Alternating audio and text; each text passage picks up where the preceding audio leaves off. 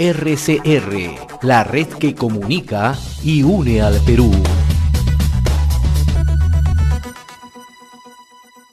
Vamos nosotros a esta hora a nuestra entrevista central. Vamos a agradecer, ya estamos en contacto nosotros con el doctor Eduardo Salbuana, que es vocero político de la bancada de Alianza para el Progreso, representante por Madre de Dios, a quien damos la bienvenida. Congresista Salbuana, gracias por este contacto aquí con Enlace Regional de RCR. No, encantado de estar con ustedes. Muy buenas tardes. Buenas tardes.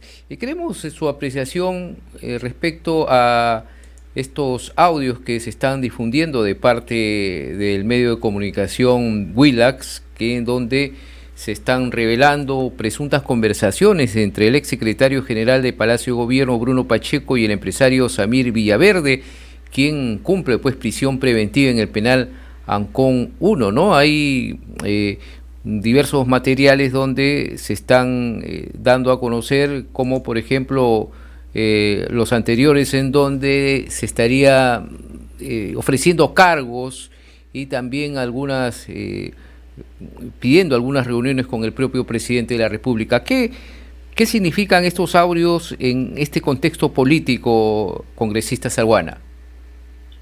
Bueno, en realidad son audios denigrantes, ¿no? Audios que nos muestran quizás una parte del nivel de corrupción al que se habría llegado en el gobierno del presidente Castillo, ¿no?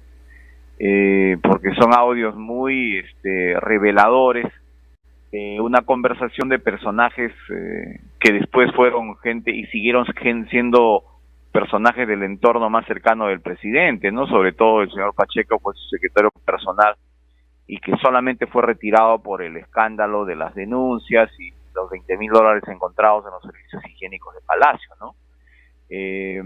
Creo que el fiscal tiene que ahondar estas investigaciones, la Comisión de Fiscalización del Congreso también, y creo que lo más grave del tema es que aparentemente todas estas conversaciones y movidas para designar funcionarios, para nombrar ministros, para los negociados que ellos ya estaban planificando, habría tenido conocimiento y quizás hasta consentimiento del propio presidente, ¿no?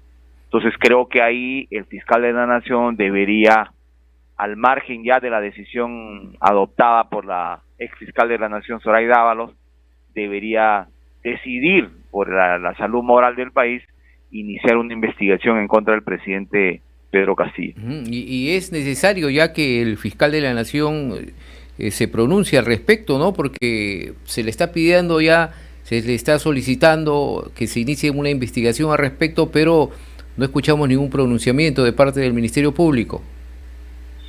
Efectivamente, el Ministerio Público no dice esta boca es mía, el fiscal de la Nación se mantiene en silencio, y en realidad los síntomas de podredumbre pues circulan Palacio de Gobierno y el entorno del primer mandatario, ¿no? Entonces creo que además de ello nos extraña mucho el silencio, ¿no? O sea, ahí han salido ya 2 días de audio sobre el tema y el presidente no se da por enterado, ¿no? No aclaran, no responden, no niegan, no contradicen, creen ellos que con el silencio solucionan el problema, ¿no? Entonces estamos ya ante una situación de un presidente que está perdiendo poco a poco la dignidad, ¿no? Y lo que es más, en las citaciones que le ha hecho el propio Congreso de la República, no ha asistido, y donde lo han citado como testigo, pretende declarar o expresar o sus respuestas, darlos por escrito.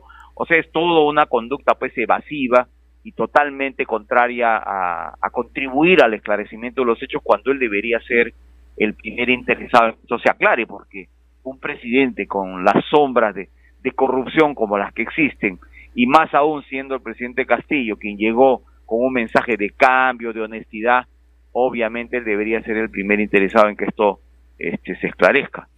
Ahora, congresista Salbuana, ¿no se ha visto antes que un presidente de la República, sobre todo en estas circunstancias de una serie de denuncias, de corrupción, de situaciones de crisis económica, de inseguridad ciudadana que vive el país, no se pronuncie ante un medio de comunicación que quizás incluso puede ser hasta el canal del Estado, TV Perú, por más de 3 meses? Bueno, es otra de las características del jefe de Estado, ¿no? Su nula comunicación directa con los medios de prensa, ¿no? A quienes en muchos casos los asume como adversarios, como enemigos de su régimen, ¿no? Porque en cuanto puede ataca, agrede, ¿no? El premier dice algo hay que hacer con la prensa, ¿no? O sea, están buscando la manera de silenciarlos, ¿no? Cuando no entienden que en democracia la libertad de prensa y la labor de los hombres de prensa, radial, escrita y televisiva es un elemento fundamental del sistema y eso hay que valorarlo, ¿no? Y darle su lugar que corresponde. Y justamente esa secrecidad no permite que el presidente pues aclare, que le oye al ciudadano común y corriente que escuche esos audios en las noches en la televisión, que se repiten en otros medios. Obviamente que hay un enorme descontento y una gran incertidumbre, y además eso influye también en el tema económico, o sea, no es que esos temas sean solamente vinculados a corrupción y queden por ahí, eso abona a la incertidumbre política, y la incertidumbre política sin duda es el origen de la incertidumbre económica, ¿no? Los agentes económicos, los inversionistas, obviamente que se retraen, ¿no? Y la actividad económica se contrae, entonces eso hay menos trabajo, menos inversión, menos impuestos y menos recursos para hacer obras que el país necesite. En general es un enorme daño que se hace y al final quienes se perjudican en mayor, digamos, de la peor manera es la gente de menores recursos. Y ahora, estos cambios de ministros que se han producido recientemente, estos en 4 carteras, ¿puede girar en algo la agenda que tiene que enrumbar el gobierno para que se dé mejorar el camino económico? Porque se está hablando ya de una crisis, por ejemplo, en lo que va a ser la alimentación. Hay advertencias también de un incremento incluso en lo que respecta a la salud del COVID-19. ¿Qué es lo que tiene que hacer el presidente de la República? No solamente cambiar a 4 ministros o al propio premier. ¿Qué es lo que ha pedido, por ejemplo, la bancada de su partido? Bueno, nosotros creemos que el gabinete Torres Vázquez es un gabinete agotado, ¿no?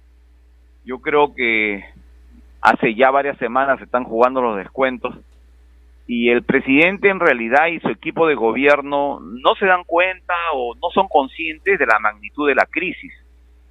Hay una crisis de gobernabilidad muy fuerte por varios factores, pero sin duda alguna un factor clave en esta crisis es el propio presidente Castillo y las malas decisiones que toma, ¿no?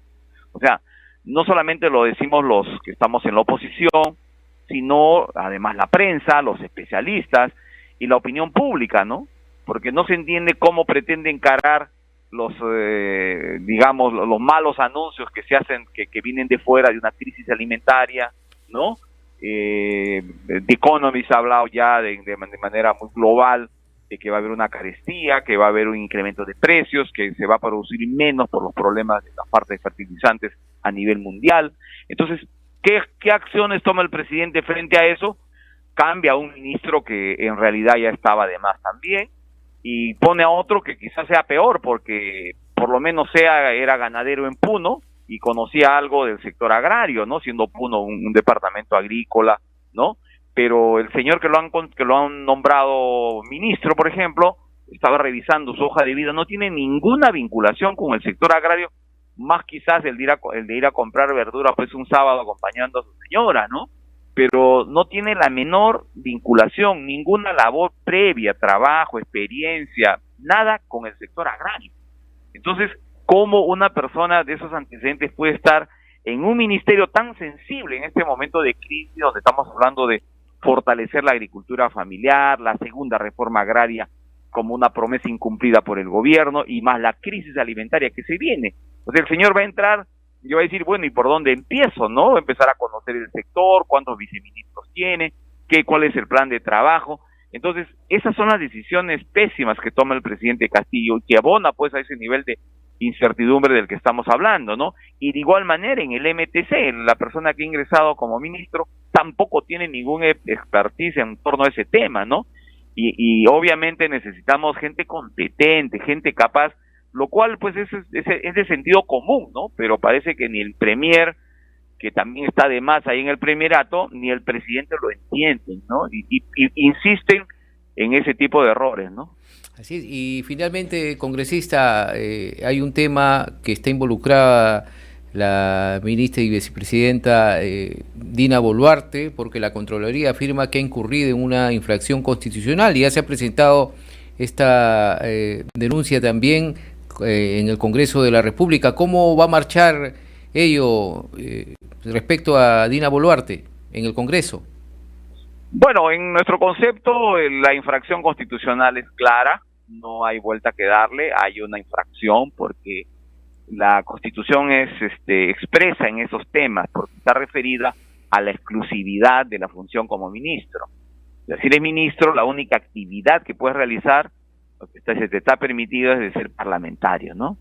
Entonces, no puede ser gestor de empresas, no puede ser gestor de ninguna actividad privada, lucrativa o no lucrativa. En este caso estamos hablando de una asociación privada, un club departamental, que todos apreciamos, todos valoramos y sabemos del esfuerzo y del valor que tienen, ¿no?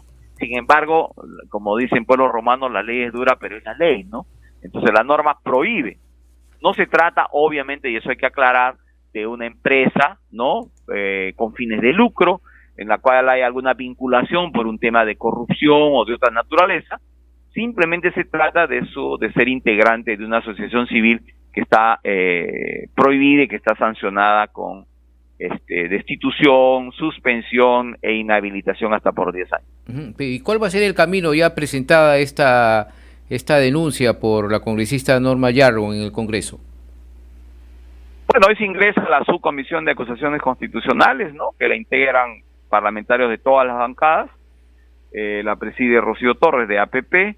Esa denuncia va a ser evaluada, va a tener una evaluación inicial de procedencia, si cumple los requisitos formales, la admiten, y luego de eso se vota su admisión en la comisión permanente y se deriva a un parlamentario para que haga el informe final de si tiene sustento o no, si tiene fundamento constitucional o no, y donde también la persona acusada tendrá la posibilidad de ejercer su derecho a la defensa por sí o con un abogado, ¿no? La van a citar, va a ir ella seguro con su abogado, dirá lo que tiene que decir y luego el colega a cargo de la fundamentación de la acusación lo tendrá que evacuar un informe, ese informe se votará en la comisión permanente y luego va a pasar al pleno para su debate y votación.